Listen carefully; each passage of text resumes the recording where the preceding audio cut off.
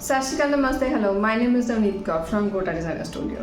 पिछले काफ़ी दिनों से कोई वीडियो अपलोड नहीं कर पाई, जिसकी वजह है कि काफ़ी सारे प्री ऑर्डर्स चल रहे थे सूट्स के और वीडियो के लिए टाइम नहीं मिल पा रहा था। अभी जो मैं कलेक्शन तैयार कर रही हूँ वो लिनन की है। तो जब लिनन पे काम कर रही थी तो सोचा क्यों ना लिनन के बारे में ही बात करी जाए, क्योंकि हमने कॉटन के बारे में बात करी है और कॉटन और लिनन इनमें काफ़ी सिमिलैरिटीज़ भी हैं और ये दोनों फैब्रिक जो है ये नेचुरल फैब्रिक हैं। तो सोचा क्यों ना लिनन के ऊपर ही एक वीडियो बनाई जाए। तो आज उसी पर हम बात करेंगे। आज की वीडियो में हम लिनन और लिनन्स के ऊपर भी बात करेंगे। अब ये दो टर्म मैंने क्यों यूज़ करी इसके बारे में पता चलेगा। शुरू करते हैं लिनन की सोर्सेज से। लिनन कहाँ से मिलता है और कैसे बनता है। अब हमने समझा था कि कॉटन जो है एक प्लांट से मिलता है। ये प्लांट श्रब जैसा होता है, इसके ऊपर कॉटन बॉल्स उगते हैं। इन बॉल्स को पिक करा जाता है और फिर साफ़ करके इससे रेशे निकाले जाते हैं, जिनको ट्विस्ट करके धागा और फिर फैब्रिक बनता है। अब ये जो लिनन है ये हमें फ्लैक्स प्लांट से मिलता है। ये भी प्लांट है, एक छोटा प्लांट होता है, लेकिन इसकी जो प्रोसेसिंग है वो बहुत डिफरेंट है कॉटन से। ये जो प्लांट है इसके ऊपर सीड्स उगते हैं। इन सीड्स को अलग कर लिया जाता है और जो स्टेम्स बचे उनको इकट्ठा किया जाता है और इन स्टेम्स से अब हमें मिलेगा लिनन का फाइबर। लेकिन ये स्टेम्स जो हैं ये तो हार्ड ड्राई होते हैं, तो इनको पहले पानी में रखा जाता है सॉफ्टन अप करने के लिए। तो जब हमने इनको सॉफ्टन अप कर लिया, हमें ये जो स्टेम्स हैं इनमें से रेशे निकालने के लिए इन्हें कॉम्ब करना पड़ता था। अब ये जो कॉम्बिंग है कि हाथों से होती थी, ऐसे बड़े बड़े कॉम्ब्स बनाकर उनमें इनको बार बार चलाना सो दैट के सीधे और साफ रेशे मिल जाएं। ये प्रोसेस बहुत ही टाइम कंज्यूमिंग और लेबोरियस होता था, लेकिन अब यही काम जो है वो मशीन्स को दे दिया गया है। अब जब ये मशीन्स में हो रहा है तो इसके साथ साथ अब इसमें केमिकल्स भी ऐड होना शुरू हो गए हैं। वैसे तो जो लिनन है ये लीस्ट इन्वायरमेंट डैमेजिंग फैब्रिक अभी भी माना जाता है, लेकिन जो इसमें केमिकल्स ऐड होना शुरू हुए हैं उसकी वजह से कुछ कंसर्न्स आने शुरू हो चुके हैं। अब हम बात करेंगे इसकी कैरेक्टरिस्टिक्स के बारे में। लिनन एक बहुत ही स्ट्रॉन्ग नेचुरल फाइबर है, 30% मोर देन कॉटन। तो ये ड्यूरेबल भी है लेकिन बहुत ब्रीदेबल होता है। लिनन की एब्जॉर्बेंसी बहुत हाई होती है, इसी वजह से इसे हाई टेम्परेचर वाले इलाकों में बहुत पसंद किया जाता है। वहाँ पर ये बहुत अच्छा रहता है, बहुत कंफर्टेबल भी रहता है। लिनन की एक खासियत है कि ये स्टार्टिंग में तो आपको लगेगा कि स्टिफ है, स्ट्रेची है, लेकिन जैसे जैसे इसमें वॉशेस आने शुरू हो जाते हैं तो ये सॉफ्ट होना शुरू हो जाता है। लिनन सबसे ज़्यादा इको फ्रेंडली फैब्रिक है और ये बायोडिग्रेडेबल भी है। ये हाइपो एलर्जिक होता है। इसका क्या मतलब है, जैसे हमने कॉटन की बात करी थी कि जो स्किन सेंसिटिव पीपल हैं उनके लिए कॉटन बहुत अच्छा होता है, ऐसे ही लिनन भी स्किन सेंसिटिव पीपल के लिए बहुत अच्छा होता है। इसी तरह से ये एंटीबैक्टीरियल भी है, यानी इसमें कीड़े नहीं लगते बिल्कुल भी।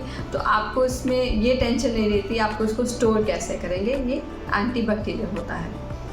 इसके अलावा लिनन एंटीस्टैटिक भी होता है। जैसे हमने कई बार सिंथेटिक फैब्रिक्स में ये नोटिस करा होगा कि जब उनमें फ्रिक्शन आती है, जब रब होते हैं वो आपस में या आपकी स्किन के साथ, तो वो चिपकते हैं, उनमें स्टैटिक एनर्जी बनना शुरू हो जाती है। ये लिनन के साथ बिल्कुल भी नहीं होता।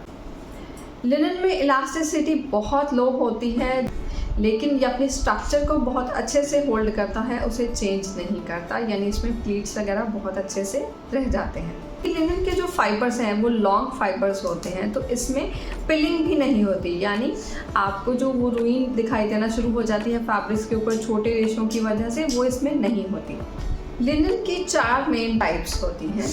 सबसे पहली है डमास्क लिनन। ये एम्ब्रॉयडरी जैसा दिखाई देता है, बहुत ही फाइन होता है और बहुत ही अच्छा फैब्रिक होता है। इसके बाद की वैरायटी है प्लेन वोवन लिनन।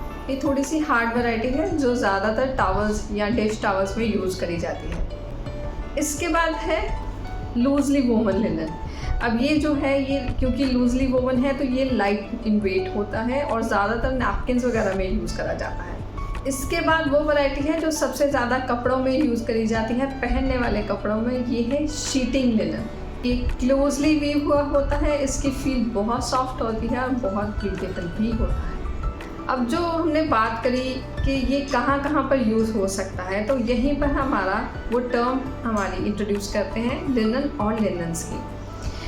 जब हम पहनने वाले कपड़े की बात कर रहे हैं तो हम बोलते हैं लिनन फैब्रिक। लेकिन पुराने वक्त में क्या होता था कि लिनन हर चीज़ में यूज़ करा जाता था। इसके एविडेंस आते हैं कि ये शायद 35,000 ईयर्स से ये यूज़ हो रहा है और तब से लेकर काफ़ी समय तक ये हर चीज़ में यूज़ होता था। पहनने वाले कपड़ों में, घर में यूज़ होने वाले कपड़ों में, जैसे बेडिंग होती है, पिलो केसेस होते हैं, कर्टेंस हैं, टाल्स हैं या आपके टेबल कवर्स होते हैं, तो हर चीज़ में लिनन को ही यूज़ करा जाता था क्योंकि एक ही फैब्रिक होता था।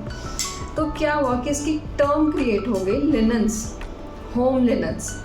जब हमने पहनने वाले कपड़ों की बात करनी तो हमने कहना कि लिनन पहना हुआ है, लेकिन जब हम घर में यूज़ होने वाले कपड़ों की बात करते हैं तो हम बोलते हैं होम लिनन्स। आप कोई बेडिंग आपने देखनी है या आपने कुछ ऑनलाइन देखना है या बाहर देखना है तो आपने अक्सर ही ये टर्म यूज़ करी होगी होम लिनन्स की। तो ये एक्चुअली में रेफ़र क्या करता है, घर में यूज़ होने वाले कपड़ों के बारे में। होता क्या है, ये पहले तो लिनन से ही बनते थे, इसलिए इसे होम लिनन्स या लिनन्स ही बोलते थे। लेकिन अभी क्या है, कोई भी फैब्रिक हो, पॉलिएस्टर हो सकता है, कॉटन हो सकता है, कोई भी फैब्रिक यूज़ हुआ हो घर के कपड़ों में, लेकिन टर्म वही रह गई होम लिनन्स की।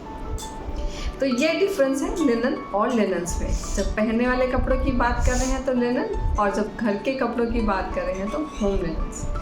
अच्छा, इसकी केयर इंस्ट्रक्शंस के बारे में बात करते हैं। आपको इसमें सिर्फ वॉशिंग एंड ड्राइंग में ध्यान ज़्यादा देना है, बाकी स्टोरेज में आपको इसकी ज़्यादा टेंशन लेने की ज़रूरत नहीं होती। वॉशिंग में आप इसको जेंटल वॉश दें, सबसे बेटर होता है। ज़्यादा हार्श इस पर डिटर्जेंट्स या ब्रश वगैरह यूज़ ना करें। इसके अलावा इसे शेड में ड्राई करें। धूप में सुखाएंगे तो इसके रंगों को और इसकी स्ट्रक्चर को भी फ़र्क पड़ेगा। और इसमें आयरनिंग का ध्यान ये रखें, ये आयरन तो बहुत अच्छे से हो जाता है, लेकिन ये ध्यान रखें कि किसी भी सिलवट, छोटी से छोटी सिलवट को निकालें पहले, फिर उसके ऊपर अच्छे से आयरन करें। अगर एक भी सिलवट रह गई जिसके ऊपर आपने आयरन कर दिया, वो वहीं पर परमानेंटली हो जाएगी, उसको निकालना बहुत मुश्किल हो जाएगा। तो यही इसकी केयर इंस्ट्रक्शंस हैं। ओवरऑल लिनन एक बहुत ही कंफर्टेबल एंड ब्रीदेबल फैब्रिक होता है। अभी ये रेयर होना शुरू हो गया, बहुत कम लोग पहनते हैं इसे, लेकिन ये बहुत ही अच्छा और बहुत ही कंफर्टेबल टू वेयर फैब्रिक होता है। अभी जो नेक्स्ट मैं कलेक्शन अभी डालूँगी उसमें भी आपको कुछ लिनन के फैब्रिक्स दिखाऊंगी जिस पर काम कर रहे हैं हम। अगर आपको आज का टॉपिक अच्छा लगा तो प्लीज़ लाइक, शेयर और कमेंट कर दीजिएगा, सब्सक्राइब भी कर दीजिएगा चैनल को। नेक्स्ट वीडियो की आपको नोटिफिकेशन चाहिए तो नोटिफिकेशन बेल दबा दीजिएगा। अगर कोई भी क्वेश्चन है, क्वेरी है, किसी टॉपिक के बारे में जानना चाहते हैं, किसी फैब्रिक के बारे में जानना चाहते हैं, please write us down in the comment box. Thank you for today.